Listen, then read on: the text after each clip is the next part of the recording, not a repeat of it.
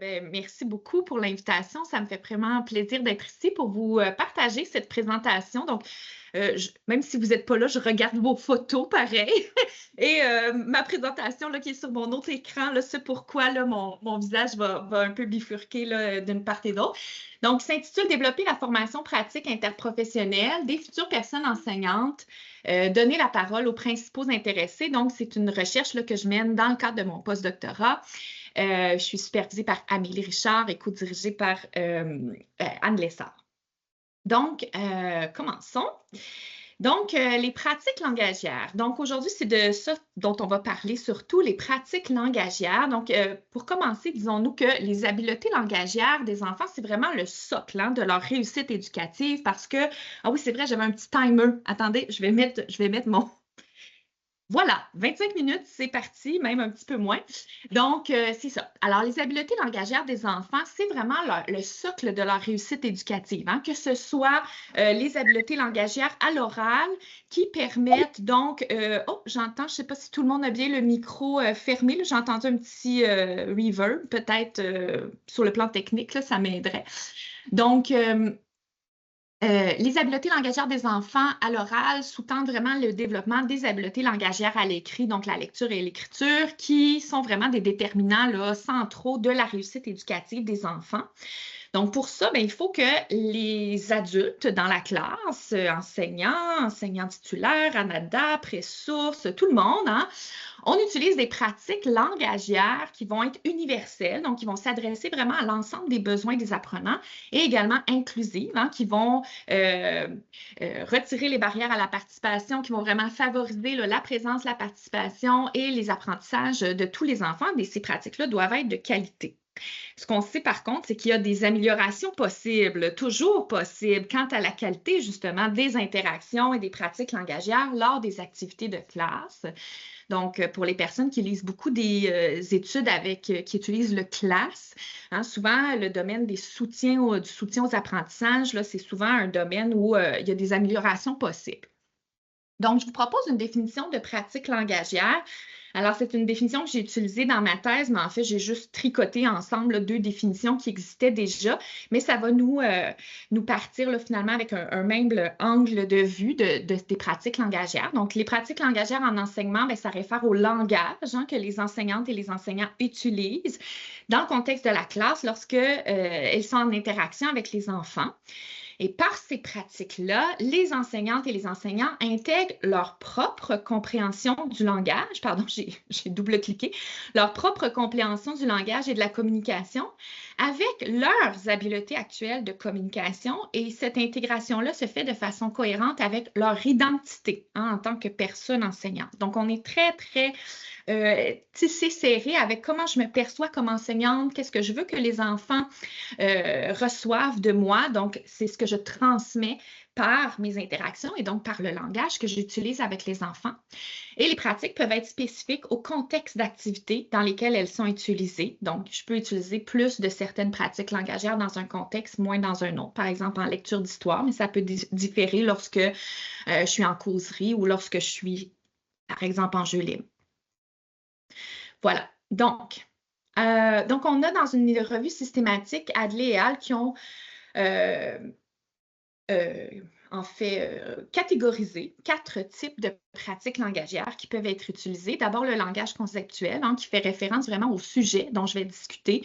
Donc, on souhaiterait, et ça, en fait, c'est des types de pratiques langagières qui influence le développement des habiletés langagières des enfants, qui soutient le développement des habiletés langagières des enfants. Donc, ce premier type, c'est le langage conceptuel. Donc, les sujets abstraits, donc par exemple la motivation d'un personnage à poser ou à partir en quête ou quelque chose comme ça, le vocabulaire littéraire que je vais définir avec les enfants, par exemple. Donc, ça fait vraiment référence aux cibles langagières que je viens stimuler chez les enfants.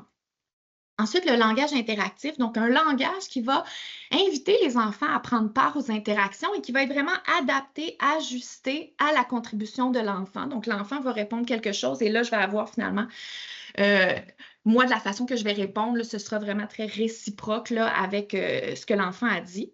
Donc, on est vraiment dans ce qui est des stratégies d'étayage, hein, comment je vais étayer la proposition de l'enfant. Les aspects linguistiques, donc avec quelle diversité lexicale, quelle complexité syntaxique je vais m'exprimer. C'est très lié au contexte. C'est choisi un petit peu moins intentionnellement, ces aspects-là linguistiques, mais c'est beaucoup lié au contexte, les demandes du contexte, hein. Donc, si je suis en lecture d'histoire, ben, ça fait appel à une certaine complexité syntaxique, une certaine diversité lexicale qui pourrait être différente, par exemple, si je suis en jeu libre, parce que en jeu libre, ben, je vais utiliser, par exemple, beaucoup le conditionnel. Si je prépare des étudiants à faire un débat, ben là, je vais aussi utiliser d'autres aspects linguistiques. Donc, ça va varier beaucoup selon le contexte. Et le quatrième type, qui est le seul type de pratique langagière qui n'est pas associé au développement des enfants, c'est le langage qui est utilisé pour parler des sujets qui sont présents dans l'environnement ou encore le langage qui est utilisé pour diriger les activités.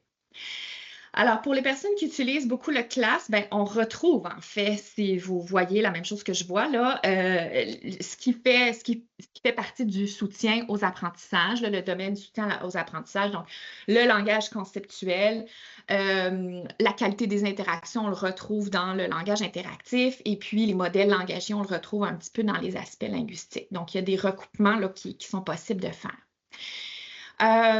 Donc, aujourd'hui, je vais moins m'attarder au côté collaboration interprofessionnelle du projet, mais sachez que c'est une partie quand même intégrante du projet. Donc, la qualité des pratiques langagières universelles, elle peut être soutenue par la collaboration interprofessionnelle entre les disciplines de l'éducation, donc l'enseignement, l'adaptation scolaire et la discipline de l'orthophonie.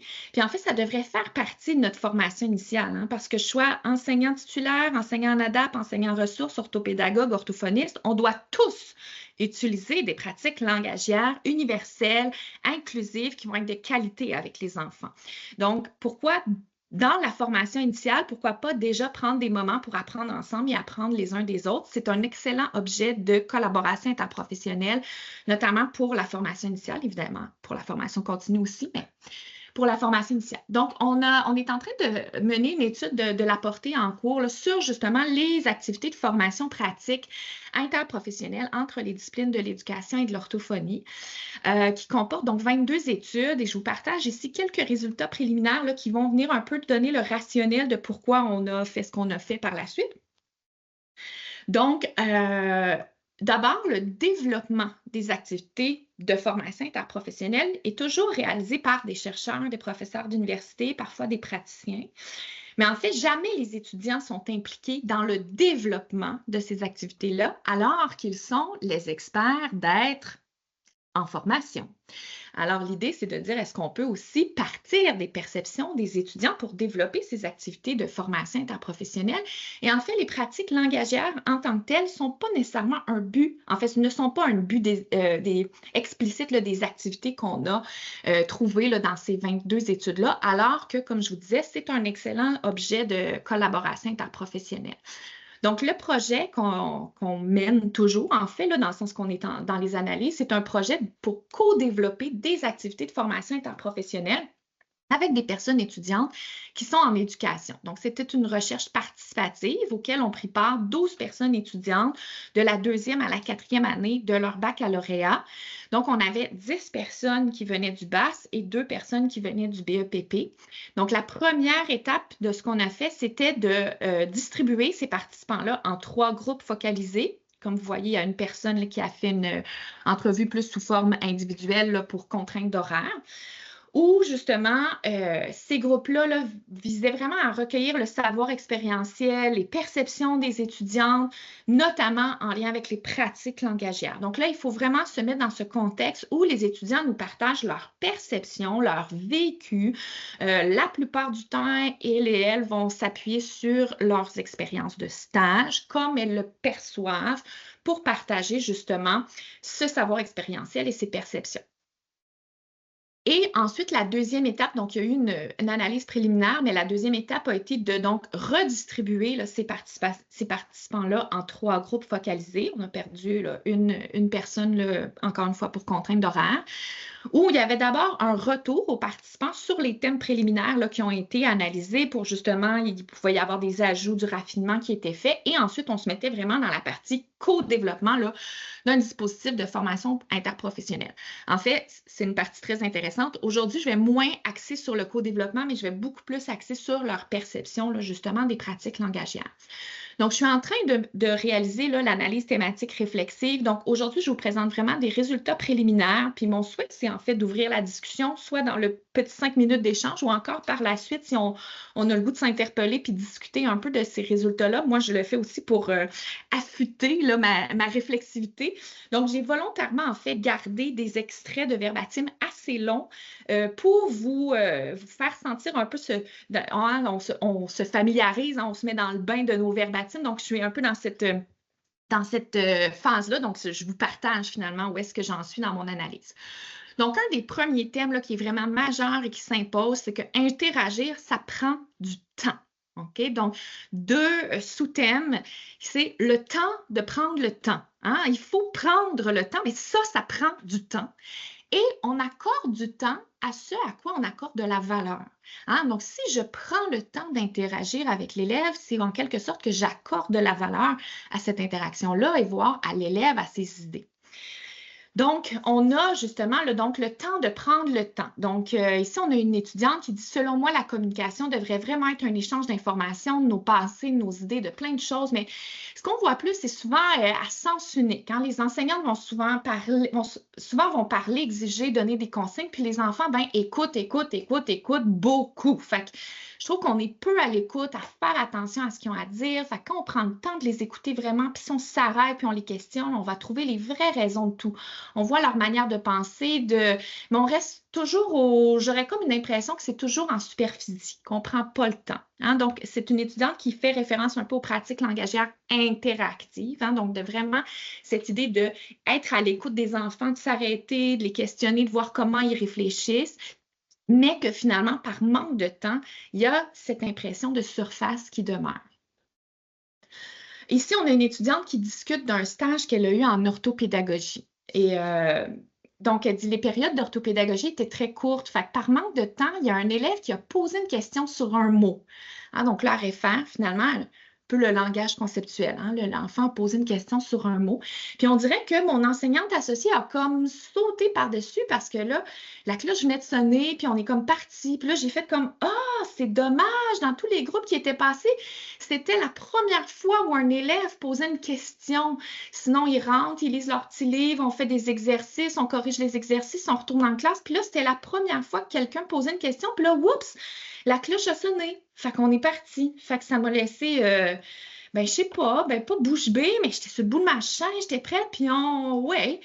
Fait que là, l'intervieweuse qui dit, c'est moi l'intervieweuse, hein, ça a fini en queue de poisson. C'est ça, j'aurais aimé ça qu'on réponde à sa question. Puis là, c'est le même extrait qui se poursuit. Tu sais, dans le fond, c'est comme si tu dis en orthopédagogie, on a des enfants, tu sais, qui ont des difficultés, puis qui n'aiment pas lire, puis qui n'aiment pas écrire. Puis là, il y en a un qui pose une question sur un mot, puis on le sert pas finalement. Non, fait que moi, j'étais là, puis on l'a juste comme laissé mourir d'aller jouer à la récréation. Je comprends que c'est important, puis qu'il y a un horaire, puis tout ça, puis que ça se peut qu'on en échappe des fois.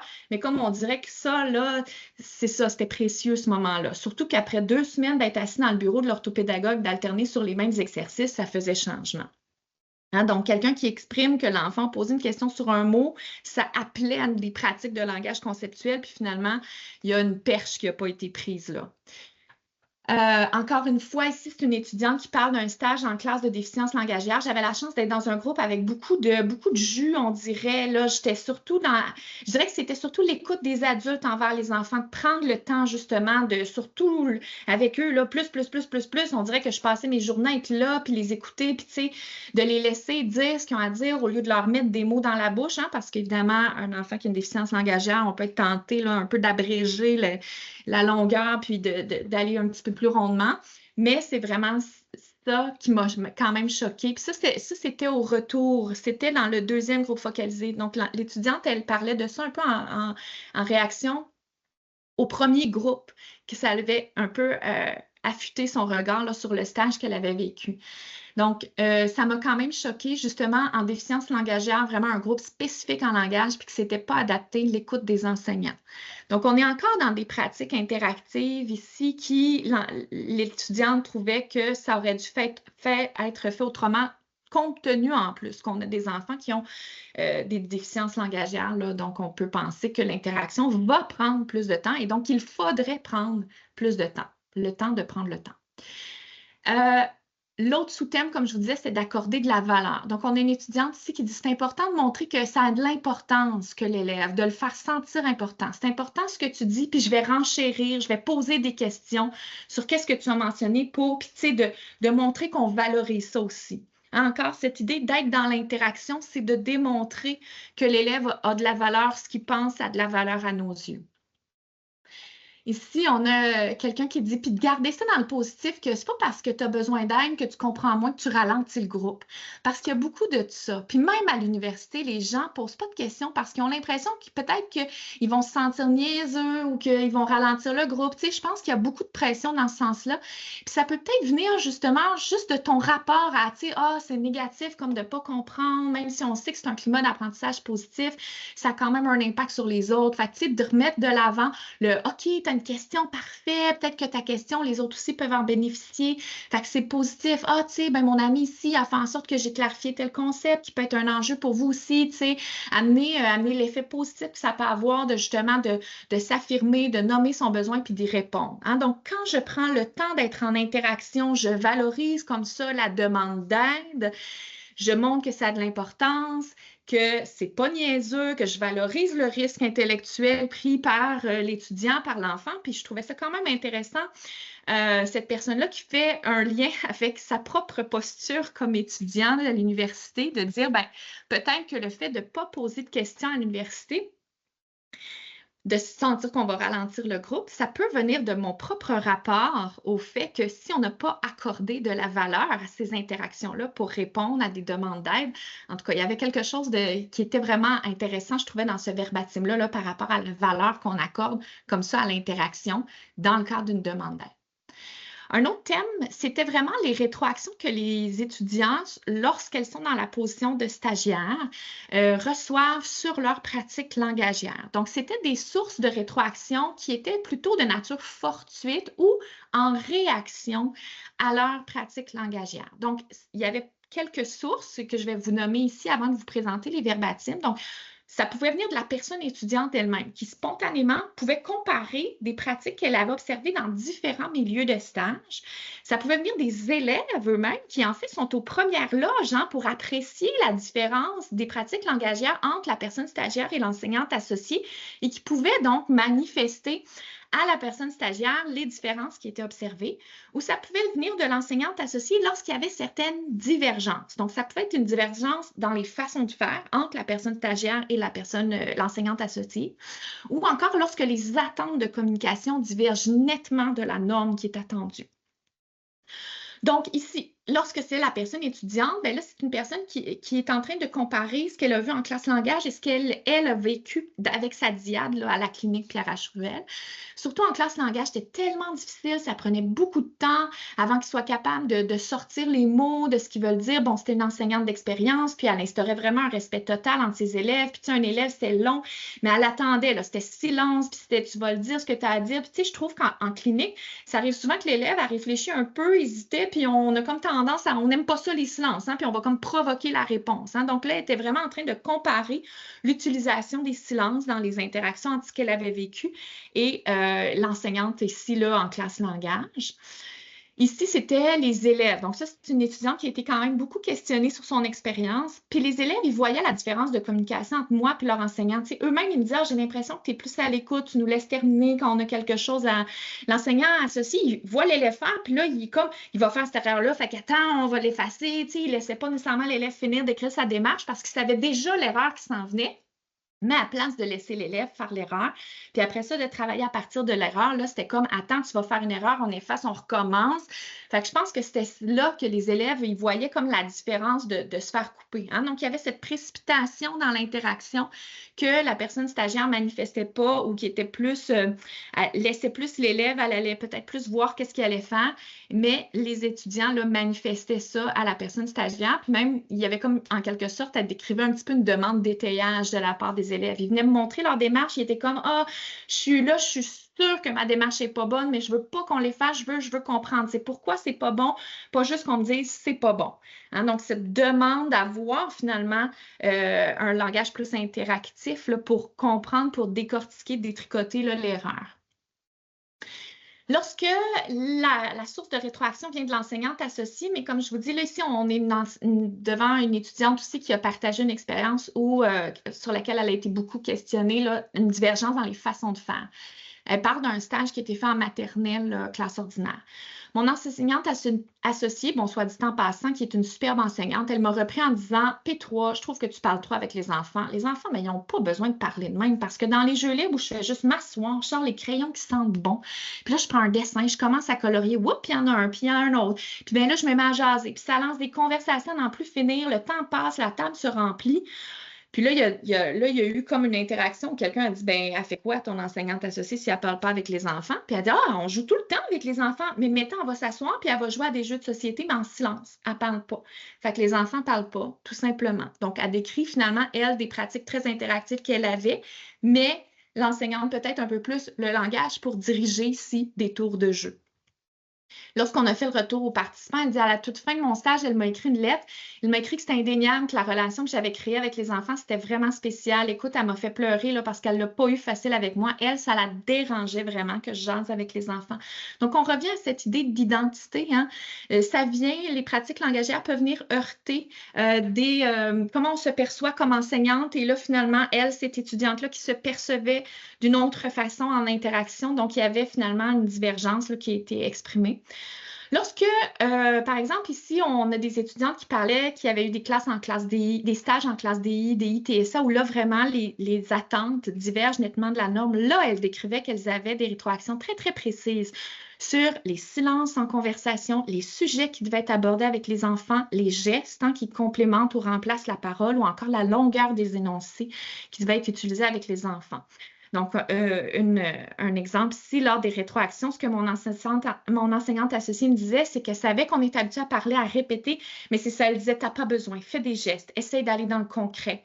Hein, ou encore, elle me disait, t'as pas toujours besoin de parler, tu peux juste prendre leurs mains. Hein, donc, le geste ici qui remplace la parole. Donc, en conclusion, l'idée, c'est qu'il faudrait dépasser, en fait, des rétroactions fortuites ou en réaction sur les pratiques langagières. Les pratiques langagières devraient être discutées explicitement et systématiquement avec les personnes étudiantes. Puis là, comme je vous ai dit, pour amener cette discussion-là, souvent les personnes étudiantes, ils se fient principalement sur leurs expériences de stage, mais en fait, ils nommaient pas vraiment des moments dans leur formation initiale théorique, mettons, à l'université, là, où c'était discuté explicitement et systématiquement. Il y avait une mise en situation à la fin avec des verbatims où il disait on fait pas ça dans nos cours. Donc là, il y avait cette idée qu'il faudrait que ça fasse vraiment partie de la formation initiale et bien que je vous ai moins parlé du côté interprofessionnel, ce serait vraiment une excellente occasion là, de développer la formation initiale interprofessionnelle entre nos disciplines ici de l'éducation et par exemple de l'orthophonie. Et dans la formation continue, si on veut que nos enseignantes associées puissent discuter ou donner de la rétroaction plus systématiquement, plus explicitement, il faut peut-être aussi offrir de la formation continue parce que les pratiques langagières, c'est des pratiques sensibles au contexte. Si je fais une choix de réponse, je réponds à un commentaire, je rebondis, il n'y a pas une relance qui est pareille là, parce que l'enfant, c'est impossible de savoir qu'est-ce qu'il va dire dans son prochain tour de parole. Donc, de vraiment venir, il y a comme un travail là, de sensibilisation ou en fait d'explicitation pour être capable, en fait, de discuter, puis après, d'avoir des réflexions qui sont délibérées sur les pratiques langagières qui sont utilisées dans la pratique. Donc, ce qui est à poursuivre, comme je vous ai dit, je n'ai pas nécessairement discuté là, du concept de co-développement qui était développé par chacun des groupes, mais ultimement, ça serait d'avoir une étude pilote où où on pourrait tester, on pourrait mettre en œuvre. Et puis, enfin, on pourrait aussi venir davantage comprendre les points de vue des équipes, hein, parce que la plupart des recherches sont faites comme là. Moi, j'ai interrogé des étudiants en éducation. D'autres recherches vont faire des entrevues avec des orthophonistes, d'autres vont faire des questionnaires. Donc, mais finalement, les équipes ensemble interprofessionnelles, comment elles font pour développer et mettre en œuvre des pratiques langagières comme ça de qualité dans leur milieu, d'avoir cette approche-là d'équipe là, serait aussi là, quelque chose à poursuivre. Donc, écoutez, je m'arrête ici et Donc, ben, merci beaucoup à Pamela d'avoir ouvert le bal, puis merci à vous, aux personnes en ligne, d'être là, de nous consacrer ce super beau midi, tant espéré, mais que vous choisissiez d'être là pour nous écouter. C'est vraiment très apprécié. Donc, merci aux Grises pour la belle invitation, puis au comité pour l'organisation, là, notamment Mylène, Sophie et Danica. C'est vraiment très apprécié. Donc, aujourd'hui, ma présentation, c'est sur le développement du langage chez les tout-petits, les jalons développementaux, les déterminants précoces et l'impact des politiques publiques. Donc, moi, ça va être un petit peu différent. Je vais vous présenter principaux résultats de recherche en lien avec mes intérêts et pour vous présenter ces différents contenus-là, je voulais vous proposer une citation qui a été dite par Robert Posé, qui est un ancien professeur à l'Université de Sherbrooke en psychoéducation. Et quand on lui a demandé qu'est-ce qu'il retenait de ses 40 années et plus de carrière comme psychologue clinicien et aussi comme professeur universitaire, il a dit de façon toute simple, la vie, c'est compliqué. Des solutions simples, ça répond à des problèmes simples. Donc, c'était ça son constat de travail avec des familles en crise, des jeunes avec des troubles alimentaires. Et quand j'ai entendu cette phrase-là, je me suis dit que c'est en quelque sorte le fil conducteur de mes propres intérêts de recherche, ce que je souhaite donc vous présenter aujourd'hui. Donc, le premier axe de recherche, ça porte sur la portion la vie. Je m'intéresse à étudier le développement du langage parce que je suis, comme Pamela, orthophoniste. Donc, on prend d'assaut le grise, les orthos ce midi. Donc, je m'intéresse à l'étude du développement du langage lors de la petite enfance. Particulièrement entre l'âge de 0 et 3 ans, là, on parle aussi de la période critique des 1000 premiers jours. C'est une période foisonnante, hyper déterminante dans le développement des habiletés langagières. L'enfant devient capable de le langage comme objet d'apprentissage, donc il apprend à entrer en interaction avec les autres, à manifester ses besoins, ses émotions à l'aide des mots, jusqu'à l'âge de 5 à 6 ans, où est-ce que là, il va utiliser le langage, mais ça va être son moyen d'apprentissage. Donc, ça va être par l'écrit, par la lecture, par l'écriture, qui va devenir en mesure de comprendre le monde, de s'exprimer. Donc, c'est vraiment une habileté qui est hyper fondamentale. On pense que ça se fait sans effort parce que je ne crois pas qu'il y ait beaucoup de personnes d'entre vous qui se souviennent comment ils ont appris à parler. Ça se passe rapidement, ça se passe tôt, mais ce n'est pas un développement sans écueil pour tout le monde. Il y a des études de prévalence qui nous disent que les difficultés langagières peuvent atteindre jusqu'à 25 de la population des jeunes enfants. Donc, si on veut être en mesure de bien intervenir pour ces enfants-là, ben, ça prend des données normatives pour soutenir la prise de décision clinique, à savoir est-ce qu'on intervient ou pas, quels sont nos drapeaux rouges, nos indicateurs que l'enfant pourrait bénéficier d'une intervention en orthophonie. Or, ces données normatives-là, ces indicateurs développementaux sont rares en français québécois. Donc, depuis une dizaine d'années, je travaille avec l'équipe Élan, qui est l'étude longitudinale sur le langage et la négligence, qui a deux objectifs principaux. D'abord, c'est de fournir des informations sur le développement du langage en contexte typique, en français québécois, donc des enfants qui n'ont pas de facteurs de risque particuliers, qui sont des enfants tout venant, et aussi de documenter des trajectoires de développement langagière chez des enfants qui, eux, vivent de l'adversité, qui sont suivis en protection de la jeunesse. Donc là, pour l'axe 1, la vie, moi, je m'intéresse au contexte normatif. Donc, on a publié dans la revue canadienne Orthophonie-Audiologie une série d'indicateurs développementaux pour différentes composantes du langage. Donc, on a une première cohorte pour laquelle on a publié, qu'on a suivi entre l'âge de 3 ans et 5 ans et demi. Puis, les prochains résultats qui seront à venir portent sur une cohorte d'enfants plus jeunes, donc âgés de 12 mois, l'âge où les premiers mots sont attendus, jusqu'à 2 ans et demi. Donc, avec ces 2 cohortes-là, on va couvrir essentiellement la période de la petite enfance. Donc, si ça vous intéresse de voir les publications qui découlent de ce projet-là, je vous invite à aller voir le site Internet. Puis, la suite des travaux dans cet axe-là sur l'étude du développement langagier, comme je disais, ça va être de produire les indicateurs pour la plus jeune cohorte, là, nos bébés. Donc, ensuite, le deuxième axe, si je reprends la citation, là, on est dans « c'est compliqué ». Puis, c'est compliqué concrètement, en quoi ça se traduit? Je m'intéresse à examiner les mécanismes d'influence du développement langagier auprès de populations pédiatriques qui sont à risque de présenter des difficultés. Comme j'ai dit un petit peu plus tôt avec l'équipe Élan, pendant mon doctorat, je me suis particulièrement intéressée à la population d'enfants qui étaient suivis, pris en charge par les services de protection de la jeunesse pour négligence ou risque sérieux de négligence.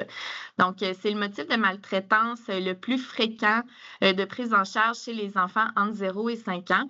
Environ un enfant sur 2 dont la situation est prise en charge par la DPJ au Québec, c'est pour un motif de maltraitance, risque sérieux de maltraitance, de négligence. Donc, qu'est-ce que c'est la négligence? Sur le plan juridique, légal, c'est que la personne qui a la responsabilité de l'enfant, donc souvent les parents, ne répondent pas de façon adéquate aux différents besoins de l'enfant, que ce soit sur le plan physique, éducatif, de la santé. Et aussi sur le plan plus relationnel, c'est caractérisé par une difficulté ou une perturbation dans la relation parent-enfant. Donc, les interactions parent-enfant en contexte de négligence sont souvent qualifiées par une mauvaise reconnaissance ou une ignorance des signaux de communication, alors que ce sont des pratiques de réciprocité, de sensibilité qui sont vraiment centrales au développement du langage. Donc, on peut comprendre que la population d'enfants négligés est particulièrement à risque de présenter des difficultés langagières.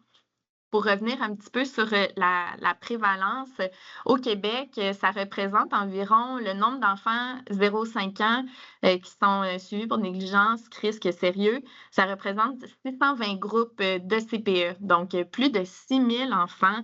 C'est une énorme... c'est inquiétant et on pense que ces enfants-là, justement, sont particulièrement à risque de présenter des difficultés langagières pour les raisons que je viens de vous nommer. Malgré le fait que la prévalence soit beaucoup plus élevée, c'est une population qui est disproportionnellement représentée dans les évidences scientifiques, c'est-à-dire qu'il n'y a pas beaucoup d'écrits qui nous informent sur comment se passe le développement langagier dans ces contextes de protection de la jeunesse-là. Donc, dans mon doctorat et les années qui suivent, on s'est intéressé à quantifier justement la prévalence de difficultés langagières. Dans mon étude, c'était une prévalence 5 fois plus élevée que dans la population générale. Et dans le temps, on voit que ce sont des écarts, là, les tableaux, les graphiques plutôt que vous voyez à droite, on voit que les écarts d'habileté langagière entre les enfants tout venant, donc la ligne bleue, et les enfants suivis par la DPJ en jaune, sont manifestes, sont importants dès l'âge de 36 mois et ils se maintiennent dans le temps, voire pour certaines composantes du langage, les écarts s'accentuent, comme c'est le cas pour le vocabulaire réceptif, là, le graphique A. de voir que les écarts se maintiennent ou s'accentuent et que dans de très rares occasions, les enfants négligés rattrapent la courbe de leur père, c'est très préoccupant parce que un changement de trajectoire après l'âge de 5 ans s'avère très peu probable.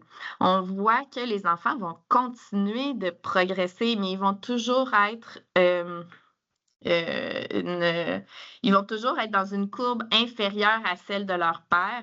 Donc, ça pourra se traduire éventuellement par des difficultés importantes dans la réussite éducative, dans leur scolarisation. Et pourquoi on pense que ces enfants-là, le langage est tellement perturbé? On pense que ce serait, on émet l'hypothèse que c'est le stress parental qui va exercer une pression sur la capacité du parent à se mobiliser pour répondre aux besoins de son enfant et que c'est ça qui va affecter les pratiques parentales déployées en soutien au développement de l'enfant et qui vont se répercuter sur les habiletés qu'on observe, donc qui vont se traduire en difficultés chez nos tout-petits. Je vous parle maintenant rapidement de l'ELDEC, parce que toujours dans le souhait d'investiguer les mécanismes qui influencent le développement. Dans le cadre de mon stage postdoctoral, j'utilise des données de l'enquête longitudinale sur le développement des enfants au Québec. Donc, c'est une cohorte de naissance représentative des enfants qui sont nés entre octobre 2020 puis septembre 2021. Donc, ça représente plus de 4700 familles qui ont participé au premier temps de mesure quand l'enfant était âgé de 5 mois. C'est des familles, des enfants qui viennent de toutes les régions du Québec et pour lesquels il y a une surreprésentation de certaines caractéristiques familiales, par exemple la défavorisation, le statut d'immigration. Et la collecte de données est prévue jusqu'à l'âge adulte. Pour l'instant, on utilise les données où l'enfant est âgé de 5, 17 et 29 mois.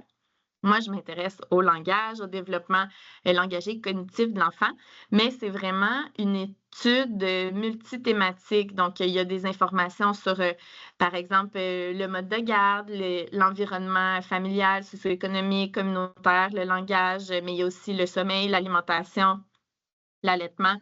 Il y a des carrières et des carrières de recherche à faire avec cette étude-là.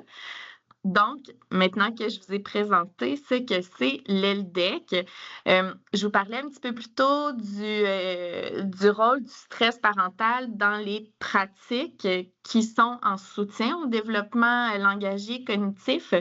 Donc, dans le cadre de mon stage, en ce moment, on a soumis une proposition d'article dans Child Development pour investiguer. Je vous ai dit que les enfants de l'ELDEC sont nés pendant la COVID. Donc, on s'intéresse à savoir quel a été l'impact de la pandémie, parce qu'eux, ils étaient vraiment au cœur, ils sont nés dans l'œil de la tempête de la pandémie. Donc, quel a été l'impact de la pandémie sur le développement des enfants? Donc, les études qui sont sorties, les études transversales nous ont informé que c'est une période, la COVID, où la santé mentale des parents avec des jeunes enfants était particulièrement échaudée. Donc, on a voulu savoir, dans le cadre de la proposition d'article qu'on a soumis, si les facteurs de stress liés à la COVID, donc l'isolement, l'augmentation du stress général, puis le stress lié aux finances, est-ce que ça a eu un impact sur l'augmentation des symptômes dépressifs chez les parents? Et est-ce que ces symptômes dépressifs-là ont eu un impact sur les pratiques parentales, donc le sentiment d'auto-efficacité, la perception d'impact, la surprotection puis la coercition? Est-ce que ces pratiques-là ont impacté le développement de l'enfant sur le plan du langage? Donc, le score communication, le vocabulaire expressif, puis la combinaison de mots. Donc, on a remarqué que tant chez les mères que chez les pères, donc ça, c'est un aspect innovant. Là, ce que je vous présente ici, ce sont des résultats préliminaires. C'est un aspect innovant de considérer les deux parents. D'abord, là, ici, c'est le graphique pour les mères. Je vais vous montrer celui pour les pères tout de suite après.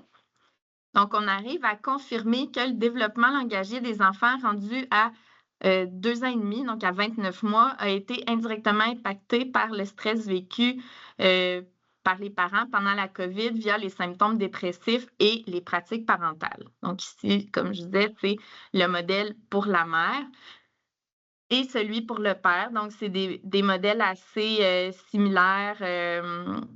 La réflexion, comme je vous disais, c'est des résultats préliminaires, donc elle n'est pas encore aboutie sur les mécanismes, mais ça pose des questions d'abord sur les rôles similaires des deux parents dans le développement de l'enfant. Donc, dans l'ensemble, les modèles expliquaient environ 14 de la variance du vocabulaire expressif chez les mères, chez les pères, 10-11 du score de communication et 7 de la fréquence de combinaison de mots. Donc, c'est quand même un impact significatif des facteurs de stress liés à la COVID qui ont impacté le développement des enfants qui sont nés pendant cette période-là.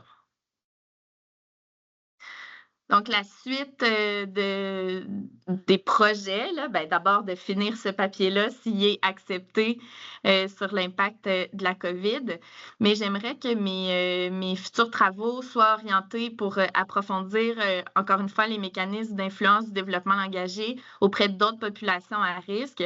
Dans une cohorte avec l'équipe Élan, on a des mères qui sont des participantes qui sont des mères qui ont un suivi en psychiatrie, donc qui ont un profil vraiment particulier santé mentale. Donc, ça serait intéressant de répliquer l'hypothèse du stress parental sur les trajectoires langagières pour cette sous-population-là.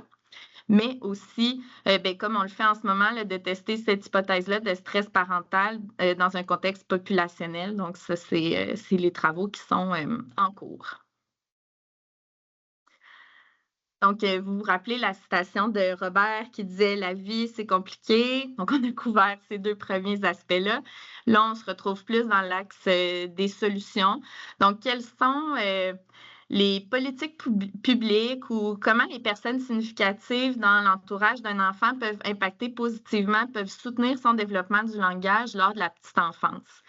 On parle du Québec parfois comme un paradis des familles qui se compare avantageusement aux pays nordiques, où est-ce que on parle de politiques publiques qui sont mises en place pour favoriser le modèle cumulatif, donc la conciliation travail-famille. Ça passe entre autres par des mesures comme le congé parental, les allocations familiales. Au Québec, on en a aux deux paliers de gouvernement, des allocations famille puis les allocations canadiennes pour enfants au fédéral et au provincial, et aussi via des services de garde subventionnés. Donc, ça illustre un petit peu ce paradis des familles-là. Donc, qu'est-ce qu'on met en place pour soutenir le développement notamment des enfants? Donc, ce modèle-là, ce que ça dit, c'est que les politiques à visée quasi universelle envoient un message aux parents. C'est possible de concilier vos responsabilités familiales et professionnelles sans avoir à en sacrifier une ou l'autre. Donc, dans le cadre de mon stage, je me penche plus particulièrement sur le régime québécois d'assurance parentale. Est-ce que le congé parental, c'est une solution? Donc, le premier article qu'on a soumis dans le cadre de ce stage-là, qui va être publié bientôt, on espère, qui est accepté, c'est un examen des profils des personnes utilisatrices, non utilisatrices du congé parental au Québec. Grosso modo, 90 des naissances sont couvertes par le régime québécois d'assurance parentale, mais il y a quand même 8 à 10 de personnes qui ne s'en prévalent pas pour différentes raisons.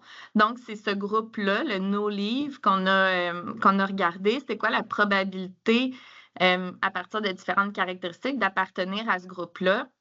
Donc, il y a une hausse de la probabilité de ne pas se prévaloir d'aucune forme de congé parental si la mère a un faible niveau de scolarité, donc inférieur, dans notre étude, c'est inférieur à un diplôme universitaire. Si la mère est née en dehors du Québec ou du Canada, si la famille vit sous le seuil de faible revenu, si la mère est monoparentale ou si elle a bénéficié de services en prévention et en périnatalité. Donc, les CIP que vous connaissez probablement qui sont des programmes basés sur les besoins qui rejoignent particulièrement les familles qui présentent des facteurs de vulnérabilité personnelle et socio-économique. Pourquoi c'est préoccupant, ces caractéristiques-là? C'est celles que je viens de vous nommer qui augmentent la probabilité de ne pas se prévaloir de congé. C'est que c'est aussi des facteurs qui sont des déterminants précoces du développement langagier qui sont associés à un risque accru d'avoir une trajectoire langagière défavorable. Ça.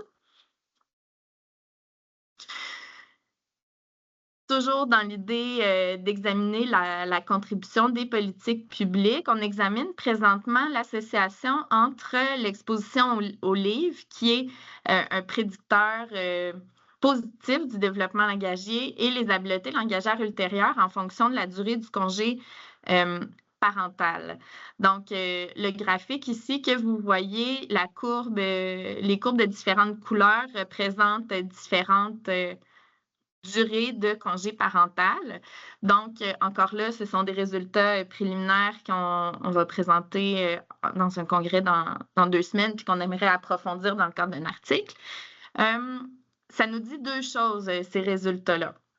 Le premier, c'est que le lien principal, soit la relation entre l'âge d'exposition aux livres puis les habiletés langagières, c'est modéré par la durée du congé.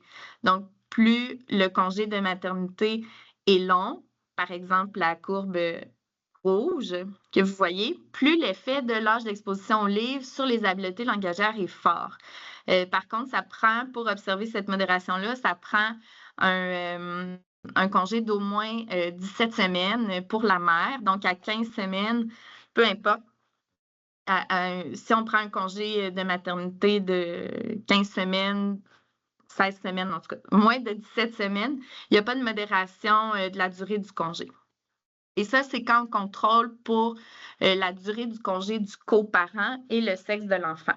Donc ici, c'est le graphique pour la mère, mais pour le père, il n'y a pas de... Quand on contrôle pour la durée du congé de la mère et le sexe de l'enfant, la durée du congé du père ne modère pas l'association entre l'âge d'exposition au livre et les habiletés langagières à 29 mois. Par contre, évidemment que l'exposition aux livres précoce est une pratique encouragée chez les 2 parents. On voudrait aussi pour la suite investiguer le rôle modérateur du congé de paternité, qui est vraiment un contexte unique en Amérique du Nord sur d'autres aspects du développement de l'enfant. Ou est-ce que, comme c'est la mère, bien souvent, qui va passer le plus de temps avec l'enfant, est-ce que le père joue un autre rôle, par exemple, de soutien auprès de la mère? C'est des hypothèses qu'on veut investiguer. Ensuite, toujours dans l'examen des solutions, je me suis intéressée dans les dernières années au rôle protecteur des services de garde éducatifs dans le cadre du développement de l'enfant. Donc, c'est une politique, là, en tout cas un service qui est largement documenté, ayant des bienfaits, notamment au Québec, pour la réussite éducative des enfants bilingues, le fait d'avoir intégré un service de garde éducatif subventionné, comme les CPE. Et c'est aussi particulièrement bénéfique pour le développement langagier des enfants qui sont exposés à des conditions de vie adverses comme la pauvreté. Et ce qui est particulièrement déterminant dans l'expérience en service de garde éducatif, ce serait la qualité des interactions. Pamela vous en a parlé un petit peu. On a utilisé le même outil, donc le CLASS, qui est un outil d'observation de la qualité des interactions dans le groupe. Moi, je l'ai utilisé chez un groupe d'enfants de 4 ans. Puis, ce qu'on voyait, c'est que la qualité des interactions influence de façon différenciée le langage d'enfants en situation de négligence selon s'ils présentent ou pas des difficultés langagières. Donc, la courbe dans le graphique du haut, la courbe pointillée, on voit que peu importe le niveau de qualité, les enfants négligés, mais qui par ailleurs ne présentent pas de difficultés langagières, sont peu impactés par le niveau de qualité, ce qui n'est pas le cas pour les enfants négligés qui ont des difficultés langagières. On remarque que plus la qualité augmente, plus leurs habiletés langagières tendent à être meilleures. Donc ça, le temps passe vite, je n'ai pas le temps d'aller trop dans les détails, mais l'augmentation de la qualité qui donne des meilleures habiletés langagières pour les enfants avec difficulté, c'est pas toujours vrai. Donc, est-ce que parfois on observait des tendances négatives? Donc, est-ce que c'est parce que ces bonnes pratiques universelles-là, ces belles interactions de qualité ne leur sont pas adressées? ne leur sont pas accessibles en termes de zones proximales du développement. Donc, c'est des hypothèses qui sont en suspens, qui sont à investiguer. Les prochaines étapes pour moi dans cet axe-là, d'identifier qu'est-ce qui a un impact par les personnes significatives ou les politiques publiques, qu'est-ce qui permet d'offrir une meilleure trajectoire développementale des enfants, ça serait d'abord de réaliser un portrait des pratiques parentales à l'échelle populationnelle via l'ELDEC et les retombées sur d'autres aspects du développement de l'enfant, par exemple développement cognitif, résolution de problèmes. Et aussi, j'aimerais documenter l'arrimage des politiques dédiées aux familles, notamment la durée du congé parental, puis l'entrée en service de garde éducatif.